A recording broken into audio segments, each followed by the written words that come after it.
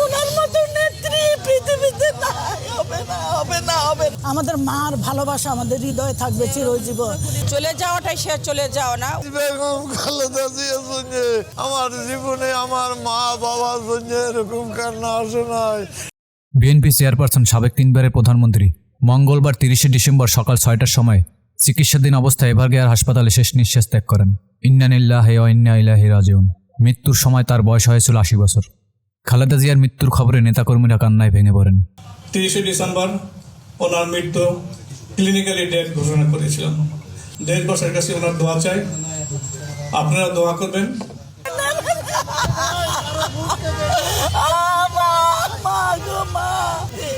ওনার মতো নেত্রী পৃথিবীতে নাই, হবে না, হবে না, হবে না। আমরা এতিম হয়ে গেছি মা। আল্লাহ তুমি আমার মাকে বেহেশত নসিব করো। আমরা আমার মাকে হারিয়ে ফেলেছি।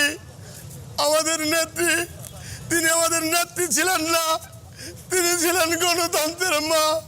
আজ বেগম খালেদা জিয়ার জন্য, ম্যাডামের জন্য, বাংলাদেশের প্রধানমন্ত্রীর জন্য আমার যে বুক ফাটি কান্না আসে, আমার জীবনে আমার মা বাবার জন্য এরকম কান্না আসে নাই।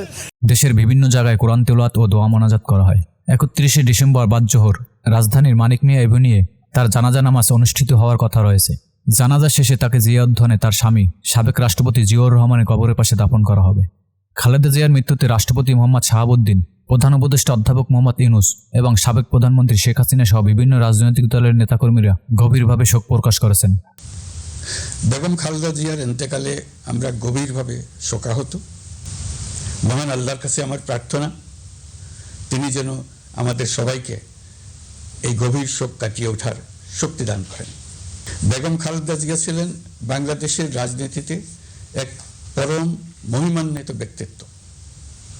গণতন্ত্র, বহুদলীয় রাজনৈতিক সংস্কৃতি এবং জনগণের অধিকার প্রতিষ্ঠার সংগ্রামে তার অসামান্য ভূমিকা ইতিহাসে অম্লান হয়ে থাকবে।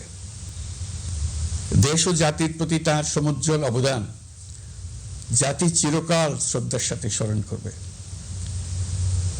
তার দীর্ঘ রাজনৈতিক যাত্রা, গণমুখী নেতৃত্ব এবং প্রিয় মাতৃভূমির স্বাধীনতা ও সার্বভৌমত্বকে সমুন্নত রাখতে তার অবিচল ভূমিকা অবিস্মরণীয় হয়ে থাকবে।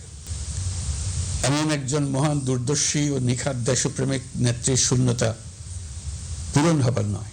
সরকারিভাবে 3 দিনের রাষ্ট্রীয় শোক ঘোষণা করা হয়েছে এবং আগামীকাল বুধবার একদিনের জন্য সাধারণ ছুটি ঘোষণা করেছেন সরকার। এদিকে খালেদা জিয়ার মৃত্যুর বিষয়ে আইন উপদেষ্টা আসিফ নজরুল বলেন, খালেদা জিয়ার মৃত্যুর জন্য শেখ হাসিনা দায়ী, তিনি কোনোভাবেই দায় এড়াতে পারবেন না। যে বেগম জিয়াকে যেই মামলায় সাজা দেওয়া হয়েছে সেটা সম্পূর্ণ রংলি, উদ্দেশ্য প্রণোদিতভাবে, জিজ্ঞাসা প্রসূতভাবে ওনাকে সাজা দেওয়া হয়েছিল। ওনাকে জেলখানায় বিভিন্ন সময় যেভাবে নির্যাতন করা হয়েছিল, ওনাকে আমরা হয়তো এত তাড়াতাড়ি হারাতাম না। আমি ব্যক্তিগতভাবে মনে করি বেগম জিয়ার এই মৃত্যুর পিছনে ফ্যাসিস্ট যে প্রধানমন্ত্রী ছিলেন শেখ হাসিনা এবং ওনার যে সরকার আছে, অবশ্যই তার দায় রয়েছে। খালেদা জিয়ার মৃত্যুতে জাতিসংঘ এবং ভারতের প্রধানমন্ত্রী নরেন্দ্র মোদী সহ বিশ্ব নেতারা তার মৃত্যুতে শোক জানিয়েছেন এবং বাংলাদেশের গণতন্ত্র প্রতিষ্ঠায় তার অবদানের কথা স্মরণ করেছেন।